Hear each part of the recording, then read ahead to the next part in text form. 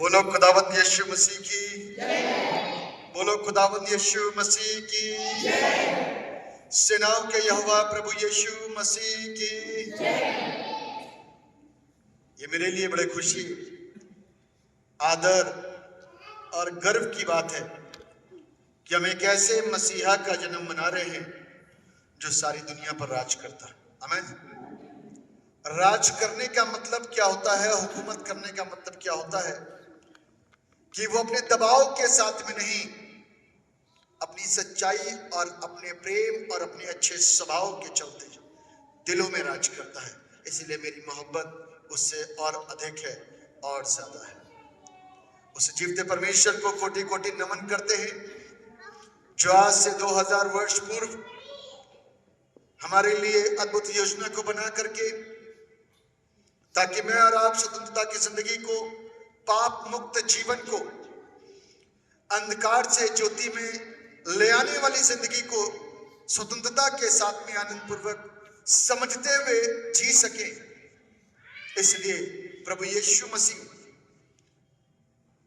इस धरती पर आए ताकि हमारे बीच में और चारों दिशाओं में एक रोशनी और एक तेज प्रकाशन और ज्ञान और ज्योति चमके, ताकि लोग उस सत्य ज्योति को सही मायने में सही तरीके से सीखने और समझने पाए कि वो क्या है और वो कौन है। इससे पहले कि हम लोग वचन में आगे अपने ध्यानों को केंद्रित करेंगे, अपनी आंखों को बंद करें, दुआ में एक साथ शरीक होंगे।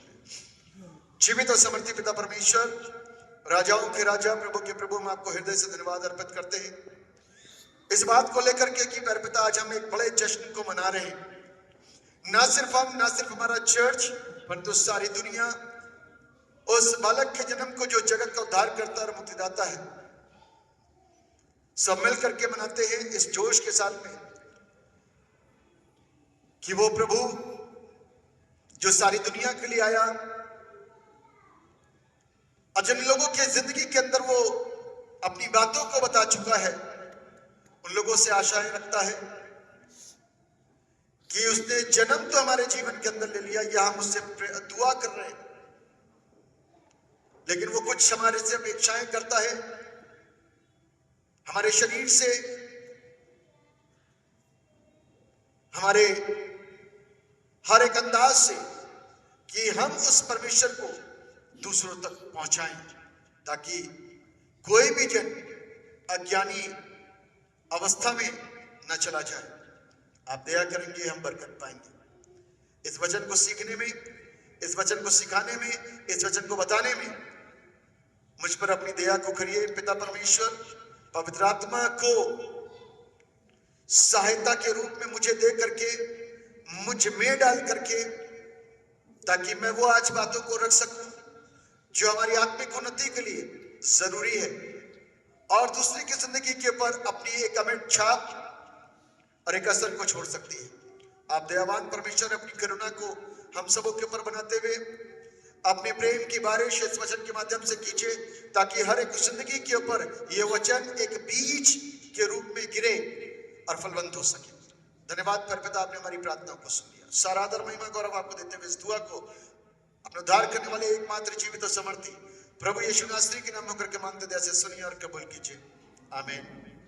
जमात मेहरबानी से अपने स्थान पर बैठ जाए।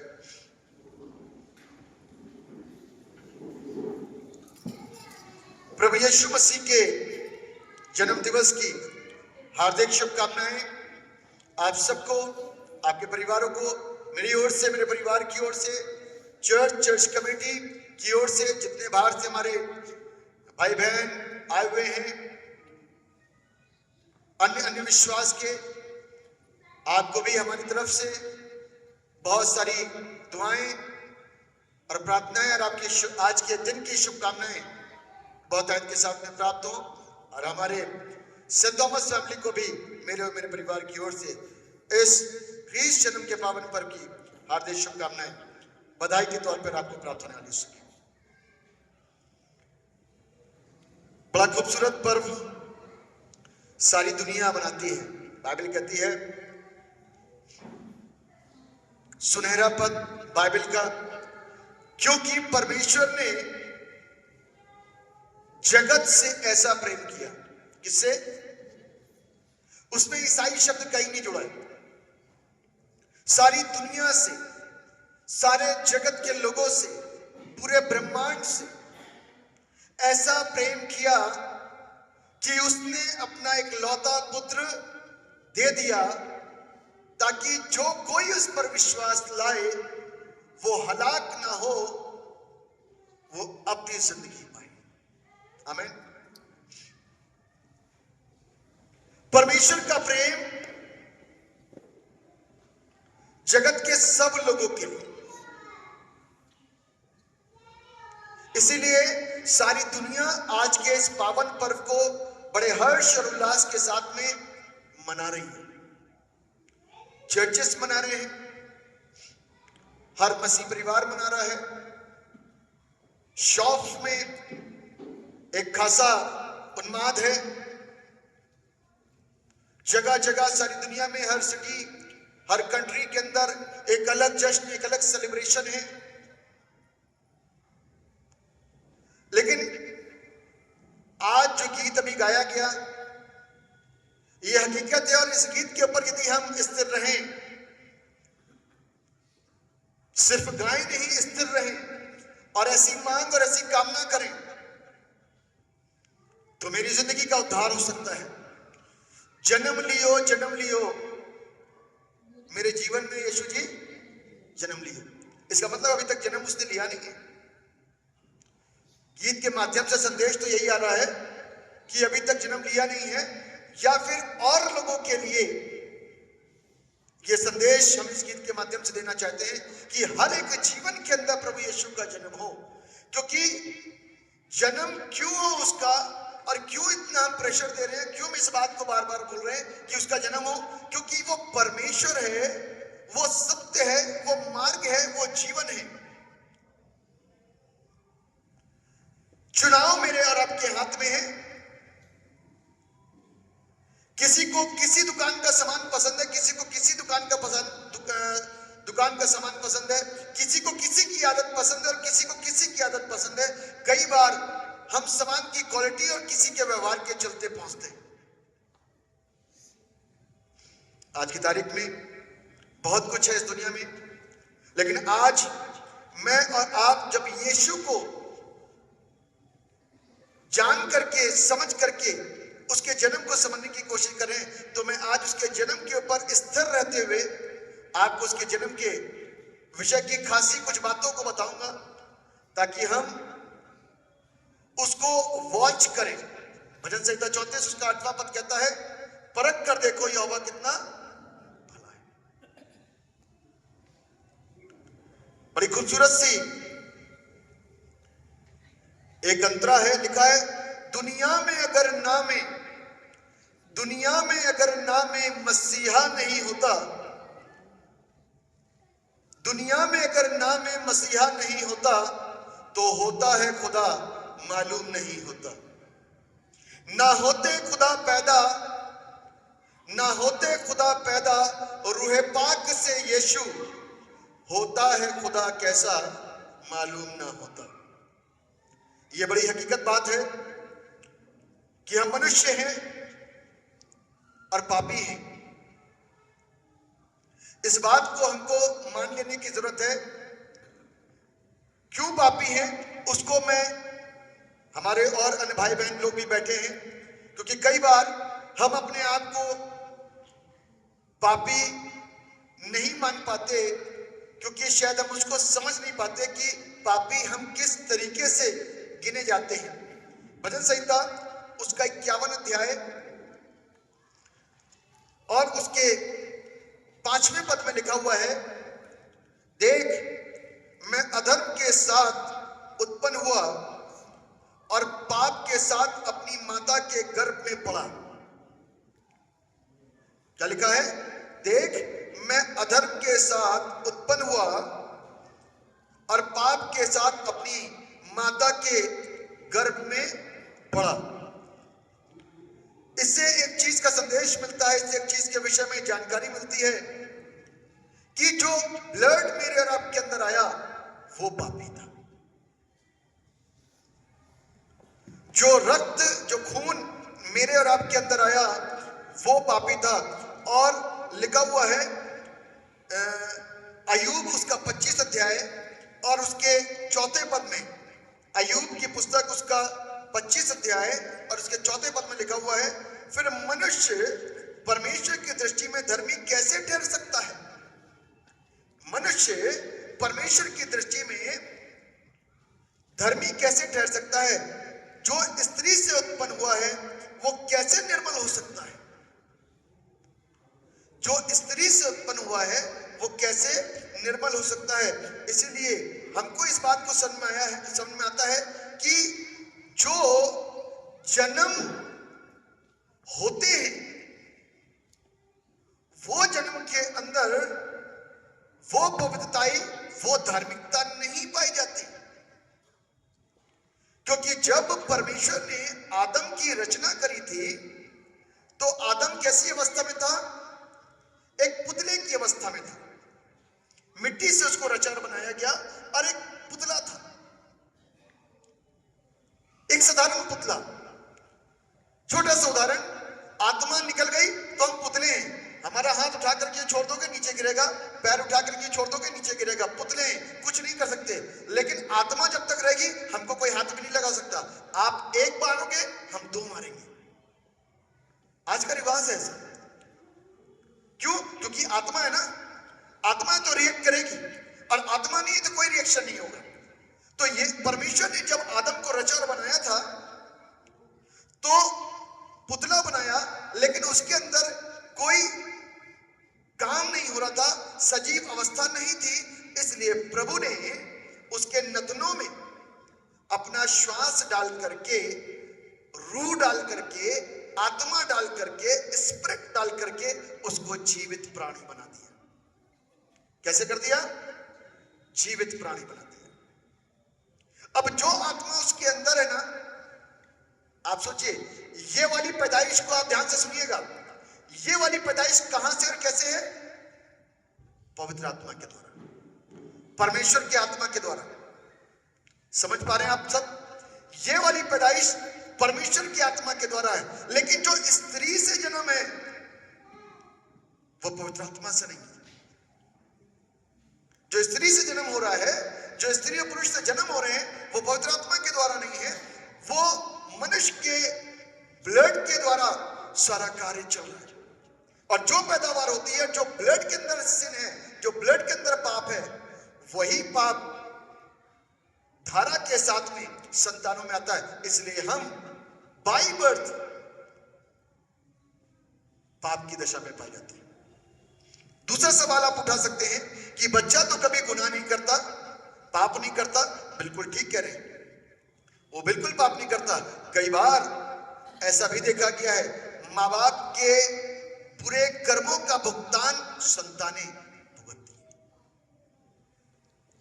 लेकिन यह बात उतनी सत्य है कि यदि छोटी अवस्था के अंदर बच्चे प्रभु में सो गए या मर गए तो वो परमेश्वर के पास जाते हैं, ऐसा हमारे पास विश्वास है।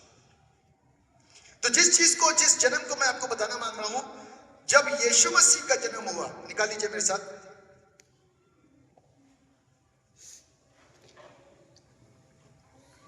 मत्ती रचित सुसमाचार उसका पहला अध्याय और उसके 18वें पद को कोई भी एक जन पढ़ सकता है। जल्दी से दिन निकालने, वरना मैं नहीं पढ़ता हूं। मत्ती रचित सुसमाचार 1:18। यीशु मसीह का जन्म हाँ इस प्रकार से हुआ, हाँ जब उसकी माता मरियम की मम्मी यूसुफ के साथ हो गई, हाँ तो उनके इकट्ठा होने से पहले ही हाँ पवित्र आत्मा की ओर से गर्भवती पाई गई। उनके इकट्ठा होने से पहले ही, अभी मंगनी हुई है, अभी मंगनी हुई है। तो इसलिए लिखा हुआ है यूसुफ और मरियम के इकट्ठा होने से पहले, मिलने से पहले, शी वॉज कंसीव्ड। अब कंसीव तो हो गई, लेकिन वो हुआ कैसे? इसी चीज को लिखा है कि वो पवित्र आत्मा की ओर से गर्भवती पाई गई। आमीन। एक जन्म जब हुआ शुरुआत में, आदम का जन्म जिसको परमेश्वर ने अपने हाथों से किया, उसे बनाया और बनाने के बाद उसके अंदर वो श्वास को डालने के बाद में जो जन्म हुआ था वो भी पवित्र आत्मा के द्वारा हुआ। इसलिए प्रभु ने जब आदम और हवा को आदेश दिया तो कहा मेरे लिए संतानें पैदा करो। क्या बोला था? मेरे लिए संतानें पैदा करो। ध्यान से यदि आप समझेंगे ना इसको तो मैं सोचता हूं कि चीजें बड़ी क्लियर होती चली जाएंगी और समझ में आएगा। डोंट टेक इट अदरवाइज, लेकिन इसको तरीके से समझने की कोशिश करिएगा तो समझ में आएगा। लेकिन उसके बाद जो अनआज्ञाकारिता का पाप उनके जिंदगी के अंदर आया, आदम और हवा के अंदर, अनआज्ञाकारिता सिन एक्चुअल में है क्या? परमेश्वर की आज्ञा का उल्लंघन करना सिन है। और जब वो सिन, वो पाप आदम और हवा ने कर दिया तो उनके ब्लड के अंदर पाप आ गया, उनके खून के अंदर क्या आ गया? पाप आ गया। और तब से लेकर के आज तक जितने स्त्री से जन्म लेते हैं उनके अंदर उसी पाप का बीज है, आदम के जमाने से। अब ये पाप जब सब मानव जाति के अंदर है तो ये मानव जाति को पाप से आजाद कौन करेगा? सब सुन रहे मेरे को? तो इस मानव जाति को पाप से आजाद कौन करेगा? मैं भी पापी और पीछे तक जितने बैठे सब पापी, तो मुझको और आपको आजाद कौन करेगा? रोमियो की पुस्तक उसका 3 अध्याय उसके 23वें पद के अंदर लिखा है, सबने पाप किया, परमेश्वर की महिमा से रहित हैं। Everyone is a Sinner. अब मुझको और आपको उस सिन से, उस श्राप से कौन आजाद कर सकता है? कोई भी ऐसा नहीं है जो आजाद करे। न जानवर के द्वारा जो जानवर का जो सैक्रिफाइस मेरे अवज में किया जा रहा है, मैं आजाद नहीं हो सकता। जानवर भी पापी, मैं भी पापी, सारी दुनिया पापी, सब कुछ पापी। तो मुझको छुटकारा कहां से मिलेगा? मुझको आजादी कहां से मिलेगी? मुझको मुक्ति कहां से मिलेगी? तब लिखा हुआ है गलातियों की पुस्तक उसका 4 अध्याय और उसके 4 पद में, तब परमेश्वर ने जब समय पूरा हुआ तो पुत्र को इस धरती में भेजा। अब आप इस बात को सुन लीजिएगा। लिखा हुआ है कि यीशु का जन्म कैसे हुआ? पवित्र आत्मा के द्वारा। यीशु का जन्म पवित्र आत्मा के द्वारा। परमेश्वर मनुष्य बना, यह पवित्र आत्मा का काम है। ध्यान से सुनिएगा, परमेश्वर क्या बना? मनुष्य बना। This is the work of Holi spirit. और मनुष्य परमेश्वर जैसा बनता है, this is also the work of Holi spirit. ये भी परमेश्वर का काम है। आज जब पवित्र आत्मा मेरी और आपकी जिंदगी में आता है तो मैं और आप भी परमेश्वर के गुणों को लेकर के उसके जैसे कार्य करने शुरू कर देते हैं। यानी कि पवित्र आत्मा का काम कितना जबरदस्त, कितना प्रभावशाली और कितना विराट और कितना बड़ा है कि परमेश्वर मनुष्य बना पवित्र आत्मा की वजह से, और ये मनुष्य आज परमेश्वर के जैसे काम करना शुरू कर देता है पवित्र आत्मा की वजह से। इसका मतलब कि पवित्र आत्मा का मेरे और आपकी जिंदगी के अंदर होना कितना जरूरी और कितना अनिवार्य है।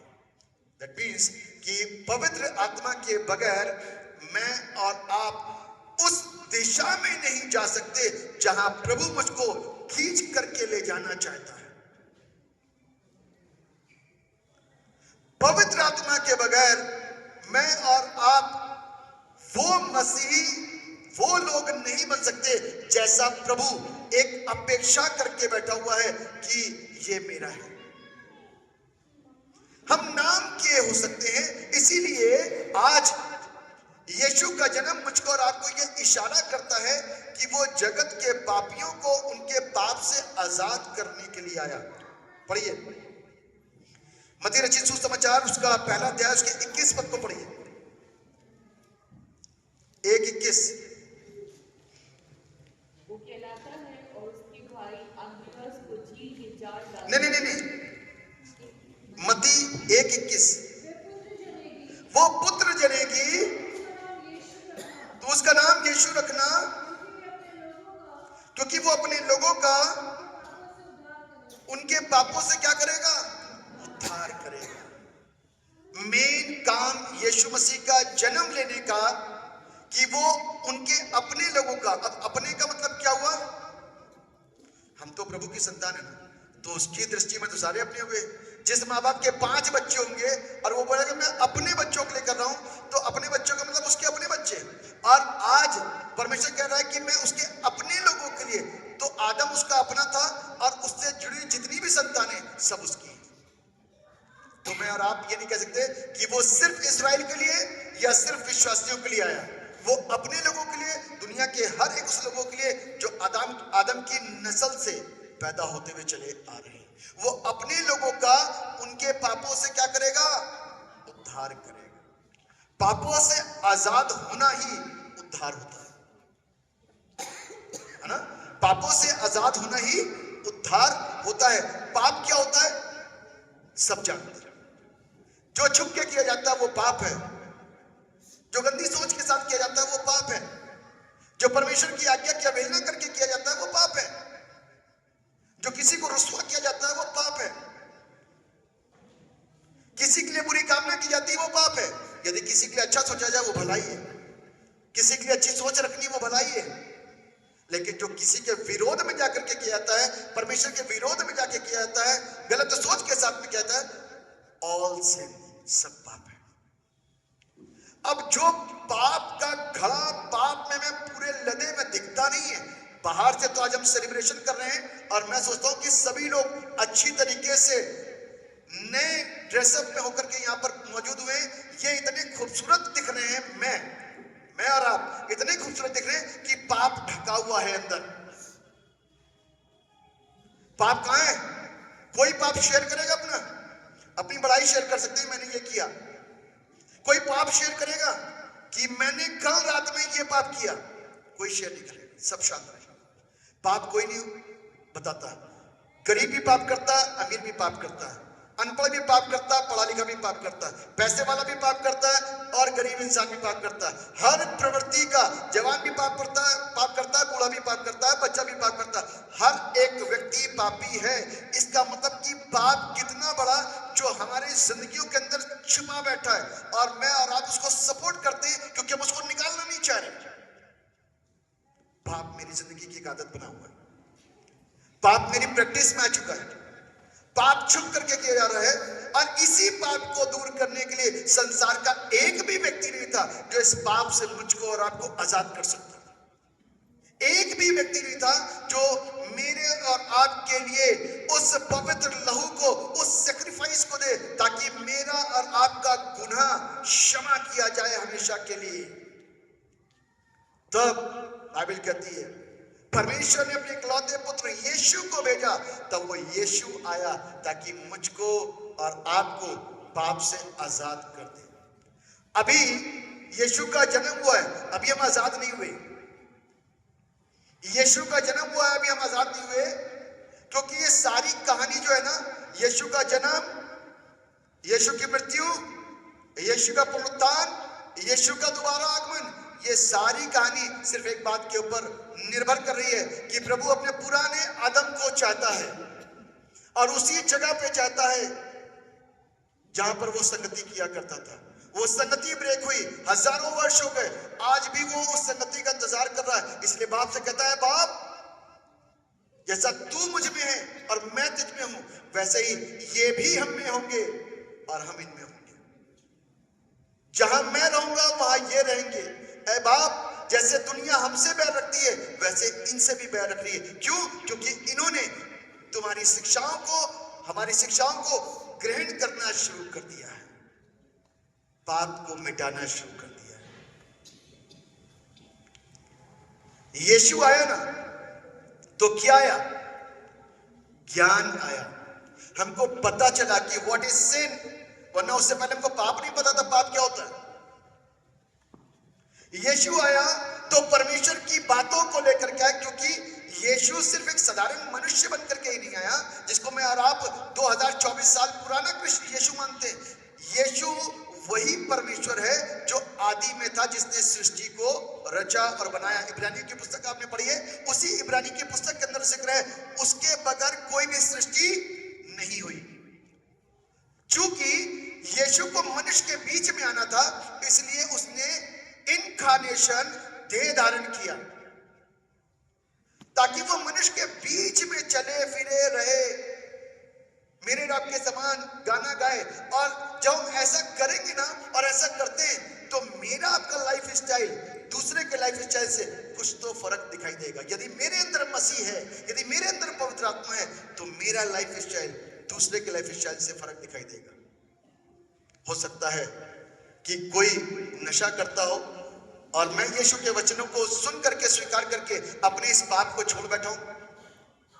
हो सकता है कोई व्यभिचार करता हो, मैं यीशु मसीह के वचन को स्वीकार करके उस अंधकार की चीज, उस पाप, उस व्यभिचार को छोड़ चुका हूं। हो सकता है कि किसी की चोरी करने की आदत हो सकता है किसी की झूठ बोलने की आदत हो सकता है किसी की आदत ऐसी गंदी हो कि बीच में लोगों के बीच में लड़ाइयां करवाए। लेकिन मैं यीशु को स्वीकार करके अपने उस गंदे स्वभाव को, उस कीचड़ को अपने अंदर से धीरे धीरे धीरे धीरे करके निकाल के बाहर फेंक रहा हूं। लेकिन हूं किसके बीच में? आपके बीच में। तो मेरा असर आपके ऊपर पड़ेगा जरूर। वही हुआ यीशु मसीह जो पवित्र आत्मा से पैदा हुआ था। यीशु मसीह उस दुनिया में उन लोगों के बीच में रहा, तो यीशु मसीह की लाइफ का असर लोगों के बीच में होना शुरू हो गया था। लोग यीशु के नाम से यीशु के पास जाकर के जीवन प्राप्त करना शुरू कर लिया था। चंगे होने शुरू हो गए थे, छुटकारे प्राप्त होने शुरू हो गए थे, दुष्ट आत्माएं निकलनी शुरू हो गई थी। दुष्ट आत्मा सिर्फ वही नहीं होती जो अलग से एक आत्मा आई अंदर और कुछ बोली कि मैं यहां से लगी हूं और दुआ हुई निकल के भाग गई। दुष्ट आत्माएं वो भी होती हैं जो गंदे और हठीले स्वभाव की होती हैं और गंदी सोच रखती है अपने अंदर, वो भी दुष्ट आत्माएं। मेरे प्रियो, उस पाप से आजाद करने के लिए यीशु आया। उस पाप को उसने, जो पापी थे, जो पाप, जिसके अंदर पाप होगा वो पापी कहलाएगा। जो चोरी करता है उसको चोर बोला जाता है, जो गलत काम करता है उसको गंदा बोला जाता है।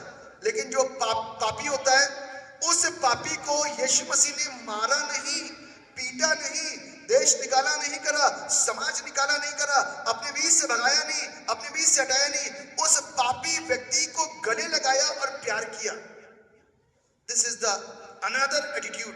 ये दूसरा एक ऐसा एटीट्यूड है जो अमूमन एक मनुष्य की जिंदगी के अंदर नहीं पाया जाता, लेकिन वो परमेश्वर है, ये उसका एटीट्यूड है, ये उसका स्वभाव है कि वो प्यार से सारी चीजों को डील करता है। उसको मालूम है कि ये मनुष्य शैतान के द्वारा चलाया जा रहा है और शैतान उसको गवर्न कर रहा है, शैतान उसको गवर्न कर रहा है, इसलिए उसको मालूम है। इसलिए वो कलवरी क्रूस पे खड़े होने के बाद में उन तमाम लोगों को, उन चेलों को जो छोड़ के भाग गए थे, उन लोगों को जो चंगे हुए थे, उन लोगों को जो यीशु मसीह जब सामने आता था तो उसके पैरों पे गिर जाया करते थे, दंडवत करते थे, लेकिन आज सब भाग गए डर के मारे।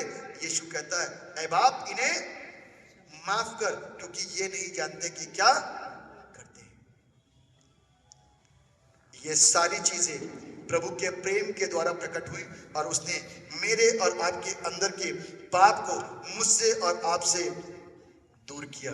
मेरे प्रियो, यदि यीशु का जन्म नहीं होता ना, तो परमेश्वर का ज्ञान मेरे पास नहीं होता। कभी किसी ने सोचा थोड़ा सा ज्ञान कि ये आकाश या आसमान जो मुझको आपको दिखता है, ये कैसे तना हुआ है? अकेले ये चर्च तो बगैर पिलर के तन नहीं सकता, छोटा सा, और पूरा पूरा आकाश कैसे तना हुआ है? ये कौन कर रहा है? ये परमेश्वर है। ये फूल ऋतुओं में कैसे आते हैं? ये कौन कर रहा है? परमेश्वर है। जिनको पानी हम नहीं देते फिर भी वो फलवंत होते हैं, फिर भी वो फल लाते हैं, ये कौन करता है? वो परमेश्वर करता है। पहाड़ियां कैसे आ गई? ये किसने किया? ये परमेश्वर ने किया। उसका ज्ञान कहां से आया? पुस्तक को पढ़ने के द्वारा। उसका ज्ञान इसके अंदर भरा पड़ा है, लेकिन इस ज्ञान को समझा कैसे जाए? कोई शिक्षक होना चाहिए। वही है पवित्र आत्मा, जो मेरे और आपके पास में आज सहायक के रूप में दिया गया, ताकि उसकी सहायता से और उससे प्रार्थना में मांगते हुए हम अपने अंदर के ज्ञान को बढ़ा सके। मेरे प्रियो, यदि यीशु मसीह ना आता तो नया नियम ना आता, पुराना ही नियम रहता। और नया नियम परिपूर्णता है पुराने नियम की। पुराना नियम नए नियम में आकर के पूरा होता है मेरे प्रियो, और नया नियम कुछ और नहीं, हमारा प्रभु यीशु है। यदि यीशु ना आता, उसका देहधारण ना होता, तो मेरे लिए बड़ी मुसीबत हो जाती। और बड़ी मुख्य बात कि अनंत जीवन की आशा ना होती। यदि यीशु ना होता तो मरने के बाद में कोई स्वर्गीय के विषय में जान सकता था कि स्वर्ग भी है? स्वर्ग की नॉलेज कहां से? स्वर्ग कैसा है, कैसा होगा, वहां होगा क्या, उसका ज्ञान हमको मिल पाता? नहीं मिल पाता। यीशु के आने से सब कुछ हुआ। परमेश्वर के राज के, परमेश्वर के घर की बात, मेरे घर की बात कौन जाके दूसरे के घर में बता सकता है? मेरे घर की बात आपके घर में कैसे पहुंचेगी? मेरे घर का यदि कोई बंदा होगा ना तो वही बता सकता है। वो परमेश्वर है, अपने घर से आया, इसलिए वहां की बातें यहां बताता है। आमीन।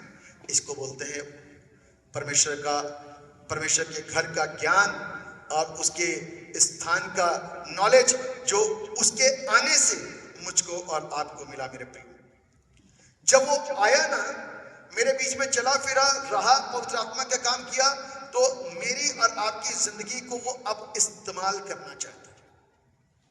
परमेश्वर आया तो जाएगा भी वापस, और वो चला भी गया, लेकिन अब पीछे कौन रह गया? पीछे चेले और नीचे हम सब हैं, जो हर रविवार परमेश्वर के भवन में आकर के परमेश्वर के वचन को सुनने के लिए यहां पर बैठते हैं, लेकिन सिर्फ कानों की खुजली मिटाने के लिए नहीं, ड्यूटी के लिए नहीं, रूटीन के लिए नहीं, इसलिए आते हैं कि अपनी जिंदगी यहां से सुन करके बदल सके। मेरे प्रियो, अभिमानी अवस्था के अंदर क्या हम यीशु से आशीषों को ले सकते हैं? या हम सुंदर गीत गा करके खड़े हो जाएं, सुंदर वचन देकर के मैं खड़ा हो जाऊं, किसी को क्षमा ना कर पाऊं, तो क्या मैं परमेश्वर के वचन के साथ न्याय कर पा रहा हूं? नहीं कर पाऊंगा। इसका मतलब कि हमारे पास में अपना अलग एक एटीट्यूड है, और परमेश्वर के एटीट्यूड को सिर्फ हम आकर के दिखाने की कोशिश करते हैं, उसको अपनी जिंदगी के ऊपर लागू नहीं कर पाते।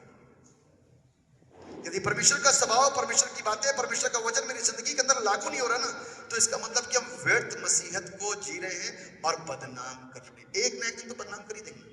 यदि मैं सड़क पे जाकर के गालियां देने लग जाऊं तो बदनाम करूंगा ना अपने यीशु को, और यदि यहां मैं झगड़ने लग जाऊं तो मैं भी अपने यीशु मसीह को बदनाम करूंगा। तो वी थिंक प्रभु यीशु मसीह मेरे और आपके शरीर को, ह्यूमन बॉडी को क्या करना चाहता है? वो इस्तेमाल करना चाहता है। काहे के लिए? अच्छे काम के लिए, बुरे काम के लिए नहीं, उसके काम के लिए। उसने मुझको और आपको ये सारी शिक्षाएं, ये सारी बातें, रूल कुदूस हैंड ओवर कर दिया। लो, भूख करके पवित्र आत्मा दिया था चेलों को, जाओ और जाकर के दुनिया में भर जाओ। और उन्होंने जाकर के परमेश्वर की आवाज को सुन करके उन तक दिया और उन तक पहुंचाया। और परमेश्वर आज ह्यूमन बॉडी को इस्तेमाल कर रहा है, ह्यूमन के हाथों को इस्तेमाल कर रहा है उसके कामों को करने के लिए। ये हाथ जोड़ने के लिए भी, माफी मांगने के लिए भी हो सकते हैं, और ये हाथ लड़ाई के लिए भी उठ सकते हैं। अब यदि मेरे और आपके अंदर पुराना वाला जीवन जागृत हो जाएगा, फिर से मैं पौलुस से शाऊल बन जाऊंगा, तो फिर पुराना वाला काम करूंगा ना। लेकिन यीशु मसीह का रूह मुझको और आपको हाथ जोड़ने के लिए कहता है जो एक गाल पे मारे दूसरा भी अपना। ये इसलिए यीशु मसीह इस दुनिया में आया, अपनी आवाज को मुझ तक और दुनिया तक पहुंचाना चाहता है, अपने शब्दों को दे करके। उसकी आवाज दूसरों तक हम पहुंचाने वाले बने। कहता है, गला खोल कर पुकार, कुछ भी ना रख छोड़, और नरसिंगे का सा ऊंचा शब्द कर, ताकि लोग तेरे परमेश्वर की सच्चाइयों को सुन पाए, समझ पाए, जान पाए, ग्रहण कर पाए, मानना शुरू करें। अपनी आवाज को परमेश्वर के काम के लिए पूरा करो। अपने हृदय को परमेश्वर के प्रेम से भर लो। अपने हृदय को किससे भर लो? परमेश्वर के प्रेम से। परमेश्वर का प्रेम तो अगापे प्रेम है, लेकिन मेरा और आपका कंडीशनल प्रेम है। ऐसा करोगे तभी आऊंगा, वरना चर्च नहीं आऊंगा। आज की तारीख में चर्च बहुत जगह एक केंद्र बन गया। ये प्यार का केंद्र बनना चाहिए। यीशु मसीह का प्यार मेरे जीवन से दूसरों के जीवन के लिए टपकना चाहिए। बड़ा सुंदर सा गीत किसी ने लिखा है, तेरा लहू यीशु टपक टपक के कहता मुझसे मुझ में शिफा है। बीमारी के वक्त में तो यीशु मसीह का लहू याद आता है, उसका कोड़ा खाना याद आता है, लेकिन जब दूसरों के साथ प्रेम व्यक्त करने की बात आती है तो हमारे अंदर वो क्रोध और वो स्वभाव और इधर उधर फालतू की बातों को, लोगों के मनों के अंदर गलत चीजों गलत बातों को डाल करके एक गलत चीजें डालना, ऐसी सेवा से क्या फायदा और ऐसी मसीहत से क्या फायदा। लेकिन यीशु मसीह चाहता है कि उसका जन्म मेरे हृदय में हो। नए वस्त्र पहनने से जन्म नहीं मनाया जाता, घर के पकवान बनाने से, घूमने फिरने से और शाम को कुछ और अंदाज में हो वो जन्म नहीं होता। वो गलत शिक्षाओं में मैं और आप बह रहे हैं और घूम रहे हैं। यीशु का जन्म मेरे और आपकी जिंदगी के अंदर होना चाहिए। वो ट्रेडिशन से बाहर आकर के उस ट्रेडिशन में आ जाइए जो यीशु ने दर्शाया, उन गरीबों से, उन अज्ञानियों से, उन जिनको कोई पूछता नहीं था, उनके पास अपने प्रेम के संदेश को लेकर के गया ताकि लोगों के बीच में उसकी मोहब्बत पहुंच सके। यदि 100 में से 50 यीशु मसीह को स्वीकार करेंगे, 50 छोड़ देंगे, लेकिन 50 तो स्वीकार करेंगे, क्योंकि 50 तो सच्चाई को समझेंगे। लेकिन जो 50 छोड़ेंगे ना, वो अपने स्वार्थी जीवन के अंदर जीवन जिएगा। सच्चाई तो उनको भी पता है, सच्चाई तो उनको पता है। इसलिए मेरे प्रियो, इसलिए बाइबल हमको ऐसा बताती है कि हमको और आपको जो मृत्यु में जाते हैं ना, तो ऐसी मृत्यु लें कि उसके लिए कहा जा सके कि ये प्रभु में सो गया। पापी इंसान के लिए क्या बोलेंगे, झूठे शब्द बोल सकते हैं, लेकिन एक्चुअल में वो प्रभु में सोया नहीं है। प्रभु में था ही नहीं तो सोएगा कैसे? प्रभु में सोएगा वही जो प्रभु में होगा। मेरे प्रियो, बाइबल कहती है जब प्रभु ऐसे लोग पैदा करेगा ना, तो कहता है कि मेरे लिए संतानें पैदा करो, तब हम उसकी जैसी संतानें पवित्र आत्मा की सामर्थ के द्वारा पैदा कर सकते हैं, जिसमें परमेश्वर का कार्य औहदायत के साथ में और बल और सामर्थ के साथ में। आज हम प्रभु को क्या दे रहे हैं? आज हम प्रभु के लिए क्या लेकर के आए? हो सकता है एक अच्छी अमाउंट थैंक्सगिविंग के लेकर के आए हूं, कुछ गिफ्ट लेकर के आए हूं, कुछ चीजें लेकर के आए हूं, वो अभी दे करके चल देंगे, कोई दिक्कत नहीं। लेकिन प्रभु क्या हमसे ये मांग रहे हैं? प्रभु मुझसे और आपसे मेरा हृदय कहता अपना देह, प्राण, आत्मा और शक्ति मुझे दो और इससे प्यार करो। जब इस लहजे में और इसमें होकर के प्यार करेंगे तो अपने परमेश्वर को जानने पाएंगे। ये परमेश्वर का प्रेम सबके लिए, किसी एक व्यक्ति विशेष के लिए नहीं। मेरे प्रियो, कुछ लोग सिर्फ त्योहारी क्रिश्चियन होते हैं। आज के दिन ही बोलना पड़ेगा क्योंकि वो आज ही के दिन मैं हो सकता है देख पाऊंगा उनको, उसके बाद तो फिर वो चर्च में दिखाई नहीं देंगे। कुछ ऐसे भी होते हैं, सॉरी मुझे माफ कीजिएगा, उसको बोलते हैं ईसीजी क्रिश्चियन। ईस्टर, क्रिसमस और गुड फ्राइडे वाले सिर्फ इन्हीं 3 दिन में निकल के बाहर आएंगे, बाकी के दिन उनके अपने पास बहुत कुछ काम है। और कहने को कह सकते हैं कि हम प्रभु से बहुत प्यार करते हैं, लेकिन आप, जब मैं धरती पर रह करके इस तरीके से सोच सकता हूं कि जो चर्च नहीं आ रहा, जो अपने समय को प्रभु के लिए नहीं निकाल पा रहा, फ्री होने के बाद, मजबूरियां सबकी अलग होती हैं, लेकिन फ्री होने के बाद में, तो फिर इसका मतलब कि उसका प्यार प्रभु के साथ में थोड़ा है। माफ कीजिएगा, आज के दिन के लिए यह संदेश बहुत जरूरी था। यदि ये ना होता तो बड़ा मुश्किल आता है। प्रभु तो मेरे और आपके लिए बहुत कुछ लेकर के आया।